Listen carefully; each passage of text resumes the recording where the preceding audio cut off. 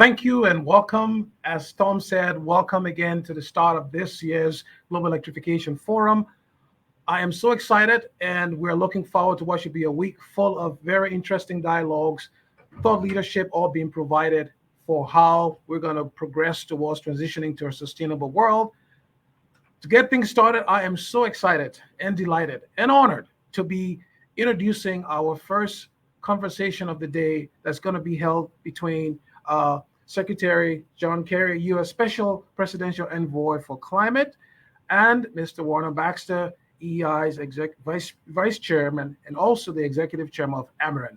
Before I introduce the Secretary and ask him and Warner to come to the stage, just one thing I'd like to say, that as we kick up the Jeff this week, three key things we remember. The first, we want to honor all the men and women who work to keep the lights on every day. They are our unsung heroes, and we always like to begin the Jeff by recognizing their contributions to keeping the world lit up every day, 24/7. Second thing I'll say is as we go into the Jeff, we're going to be honoring what we call our rising stars. These are companies who are making an impact in the world by the technologies they are developing. And then lastly, I'd like to call to your attention on April 29th, we're going to be having the first ever Thomas Edison, Nikola Tesla impactful leadership dialogue. That is going to be between Tom Kuhn and Oke Almgren. So with that, ladies and gentlemen, I would like to now call to the stage the Honorable John Kerry, U.S. Special Presidential Envoy for Climate, as well as Warner Baxter, Executive Chairman of Ameren and Vice Chairman of EEI. Mr. Secretary and Warner, please, welcome.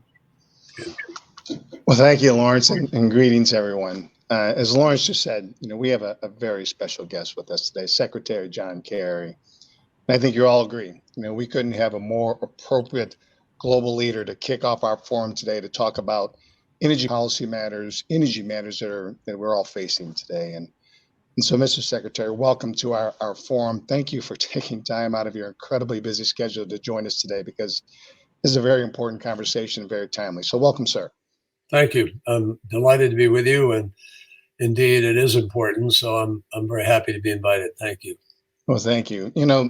Before we jump into the conversation, Secretary Kerry, I want to thank you, for your passionate and relentless leadership around the world on climate.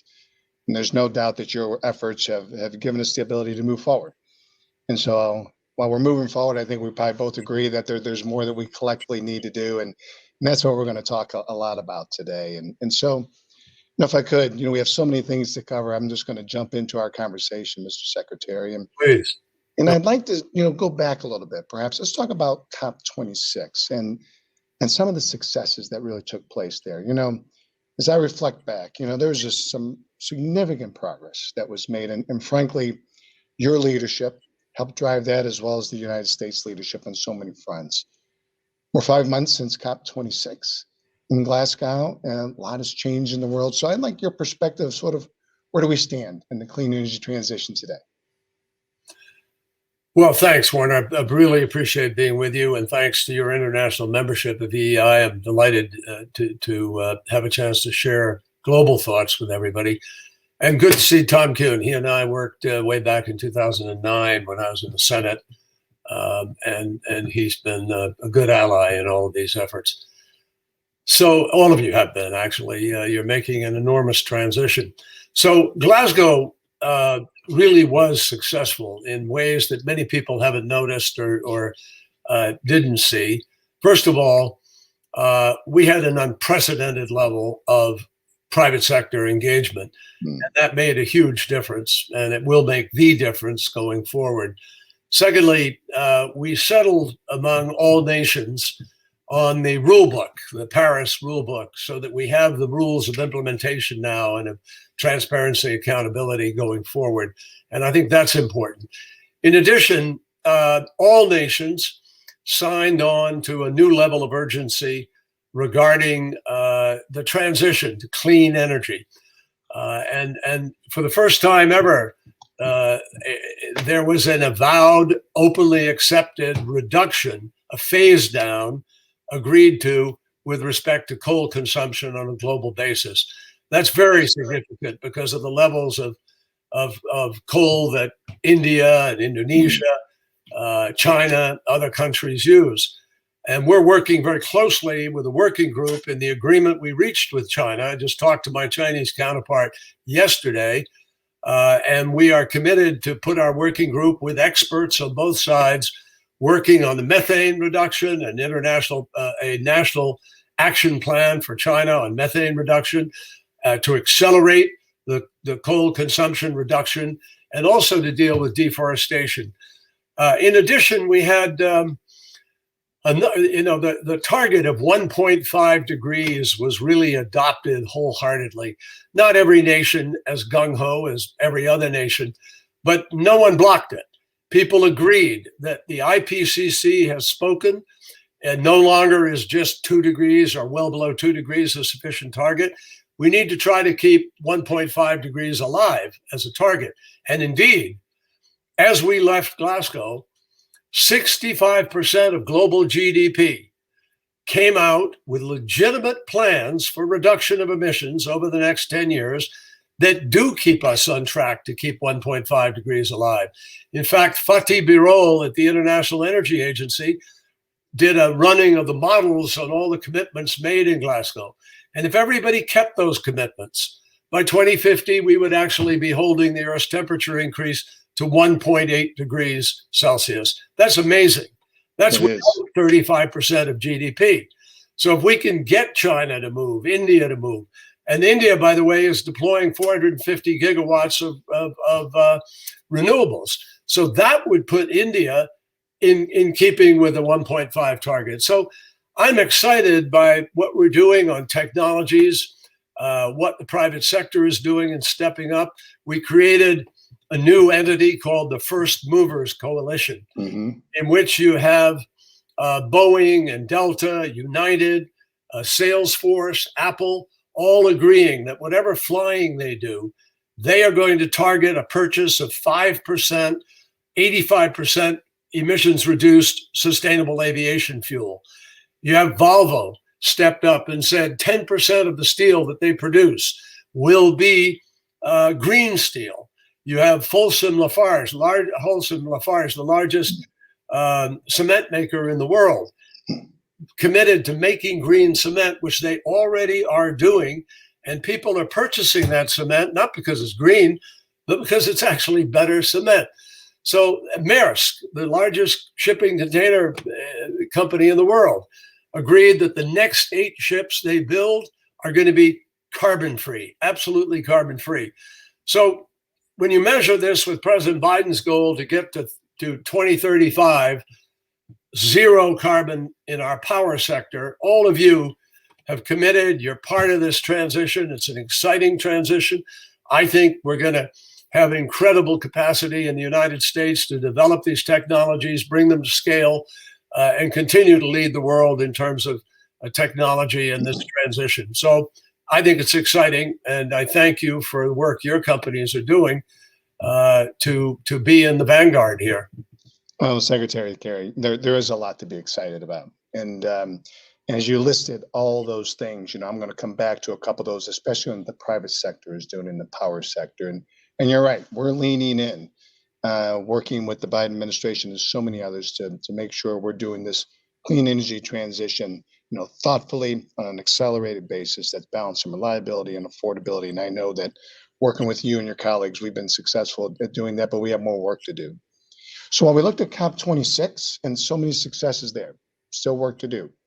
We're 5 years in, and I know you're already thinking about COP27 and some of the administration's goals and objectives there. Please share some of your perspectives of what you want to try and look forward to for COP27. Well, we've settled on a very simple, straightforward strategy. It's called Implementation Plus. Implementation of all of the commitments that were made in Glasgow, and the plus is bringing countries that didn't submit NDCs, National Determined Contribution of Reductions, that they have now agreed. For instance, Mexico agreed they're going to put a new NDC in this year. We're working with them on that. There are other countries likewise that need to come to the table.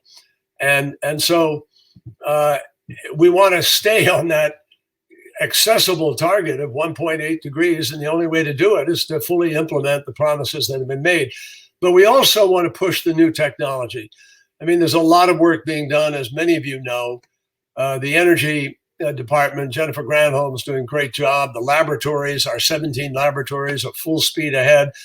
Bill Gates is working on a prototype of a new nuclear design in Wyoming. You've got the new, you've got a plant in Idaho at the laboratory. There's a lot of work happening to even, move more rapidly with respect to green hydrogen, new electrolyzers, bringing to scale our capacity to bring the price down. I think all of these things are the most important focus of this year. One of the biggest foci that we're on is finance. I just had meetings this past week in Washington because the International Development Bank meetings have been taking place.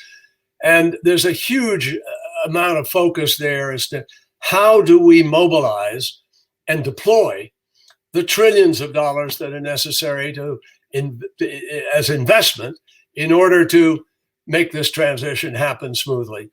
And we're looking at blended finance mechanisms, bringing philanthropy to the table to do some of the de-risking, perhaps even to take on that first risk loss, because philanthropy can do that.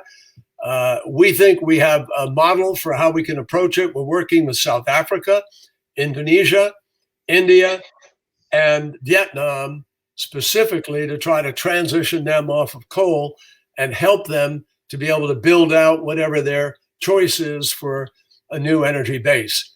But it's essential that we prove to people you can do this in a thoughtful way where you're not, it's not sacrificing lifestyle.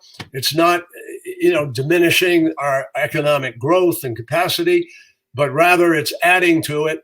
And if you do it in an orderly way, you can take out some of those 40-year-old, very inefficient coal plants and begin to build out whatever the new renewable alternative or other alternative will be. And I think that's what makes this exciting, because from a business point of view, and you all have discovered this, you know this, you're going to be producing electricity. The future of a no carbon, low carbon, zero carbon economy depends on our really electrifying many of the things that we've done today. And that's happening with vehicles. Ford Motor Company, General Motors are spending hundreds of millions of dollars retooling their factories, and they're targeting by 2035, that's all they're going to produce are electric vehicles. So we're in the midst of an industrial, of a revolution, in many ways larger and more critical than the industrial revolution of the late 1800s. Secretary Kerry, you're right. It's such an exciting time, and we're grateful as an industry for how there was a significant step forward with the Infrastructure and Investment Jobs Act, and how it really is investing in those clean energy technologies that we know is going to be an important step forward. And that's, as I think you rightfully said, it's an important down payment on what we're going to continue to need to do. And yes, when it comes to electrification, just like the automakers are doing, and we're taking the steps on our side to make sure that we have the energy grid ready, right, and the power supplies cleaner, so we can make sure that transition goes well. It's been interesting. You've spoken a lot about the private sector, and I think there's no doubt that for us to be successful, that both the public and the private sector are going to be, more aligned than we've ever been. And so you've mentioned so many things already. So while progress has been made, commitments have been put on paper, looking at the private sector as a whole, including the power sector, what more can we be doing, right, to try and step further forward to help accelerate this clean energy transition thoughtfully? Well, I think the key, Warner, is that there's sort of several keys in a way, but I think if the private sector can embrace the reality of this transition in terms of the electrification component of it, if you look at what's already happening, 95% of last year's energy transition and the year before is in fact taking place with the deployment of renewables. 95% of the new power that is coming online is coming from renewables. And I think if broadly the private sector were to start targeting that as a goal and say, we're going to make sure that 95% of what is happening is going to be with renewables, we can meet our goals with respect to the provision of energy, but we can also meet our goals in terms of the reduction of emissions between now and 2030, where we have to hit about a 45% to 50% global emissions reduction target. It's doable. Europe, let me just give you a sense of the 65% of the people who've signed up to do that. You've got Japan, Canada, South Korea, the US, the UK, the EU, Indonesia, and South Africa are both desiring to do it. We've mobilized some funding to help deal with Eskom, bail out the Eskom problem of South Africa, and be able to help them transition. Similarly, in Indonesia, they don't have an Eskom problem, but they do have, as a sort of break the status quo, if you will, and begin to transition. And they indicate that they're really prepared to try to tackle that and do it. India is really already fully committed to this deployment of 450 gigawatts. The challenge is getting it out there. And their private sector, Reliance Industries, for instance, in India, Mukesh Ambani, he's made a commitment that he's going to do 100 of those gigawatts just through his own company's investment and deployment. So I think we can get close to that. And that's a great example to less developed countries around the world for what could be achieved here. Another thing that we could ask the private sector to do, I think, is to help, particularly in cutting methane leakage and methane emissions. The private sector, gas companies particularly, are going to be part of this transition. We need gas, which is automatically a reduction from the level of emissions of either coal or oil. Gas is 50% of that. And then, by the way, our gas is much cleaner than Russian gas. Yes. So whatever we do with our gas as we shift LNG to Europe in order to make up for the loss of gas actually helps us clean to some degree. So I hope that the methane, knowing that methane is in its early years about 80%, anywhere from 25 to 80% more damaging than CO2, it should urge us to do what is very low tech. It's really plumbing. It's plugging leaks. Right. It's stopping the venting, stopping the flaring. Just by stopping venting and flaring, you would absolutely replace the amount of gas that is being lost from Russia. It's an incredible amount. So there's a huge savings here if people will really, and we have 113 countries have signed on to the Global Methane Pledge of reducing methane leakage and emissions at least by 30% by 2030. To do that, if we did that, that's the equivalent of every car, truck, airplane, and ship in the world going to zero by 2030. Yes. It's an amazing reduction. And fully, almost half of all of our emissions, you know this, Warner, almost half of all of our emissions, almost half, come from methane. So it's the quickest, fastest, low-hanging fruit gain, and hopefully we will move rapidly on that.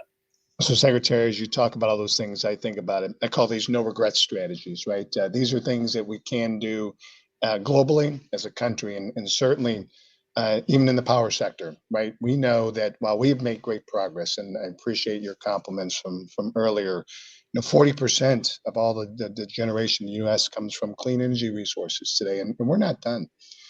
And so as we wrap up here with the final question, we want to make sure that while we have been a leader in the clean energy transition, what more can we do as the power sector here to help you and others ultimately achieve the goals that we want to achieve? I really believe that the power sector, first of all, you are the lead entity. You're the catalyzer here. You are wrestling with increasing supply of clean energy, even as you are trying to clean the current sources. So you're working at it from both sides. And the example you said is already essential, because I think you are if we can't do it in the power sector, we're never going to get it done elsewhere. But by doing that, you're going to empower us to transition in transportation, infrastructure, elsewhere. And particularly, we hope on the heavy industry, steel, cement, aluminum. There are obviously, those are difficult sectors because of the amount of heat that is required for them. But there again, you and we have the ability to be able to address those concerns. And I'm confident that if we work together here in a smart way, I think one of the things you could really help us with, frankly, is the Congress of the United States. There are still too many deniers. There are too many doubters. There are people who don't yet see the economic upside, and you all have particular credibility because you're huge employers. You create new product, and you're keeping the engine of our economy moving. And I think if you will speak to the brightness of the future on the other side of this, that would have a profound impact on our ability to get the production tax credit, the investment tax credit, to do the things we need to do. And who knows, maybe even ultimately there'll be a conversation about pricing carbon, which would have a profound impact on our ability to leap forward. So I think just stay in the fight and help us to convince enough people of how exciting this transition is going to be and the benefits. We will have a cleaner, safer, healthier life as a consequence of this transition. And that is proven scientifically, empirically, and hopefully you can help us make that case. Well, Mr. Secretary, rest assured, we are going to stay in the fight. We have been strongly supporting the clean energy tax incentives because we know it can have that step change that we're looking for. We continue to support for more research and development and deployment dollars. And we're so pleased that we can continue to work with you and so many of your colleagues to be successful in this clean energy transition. I just want to thank you. We're coming to the end of our time. I just want to thank you for sharing your insights. We couldn't have had a better way to kick off our forum today. And so we as an industry continue to look forward to working with you and so many others. And thank you, Mr. Secretary, for your day. And so would everyone please give Secretary Kerry a virtual round of applause for his insights today. Thank you, Secretary. Thank you, my friend. Take care. Thank you, sir. Take care. Bye-bye.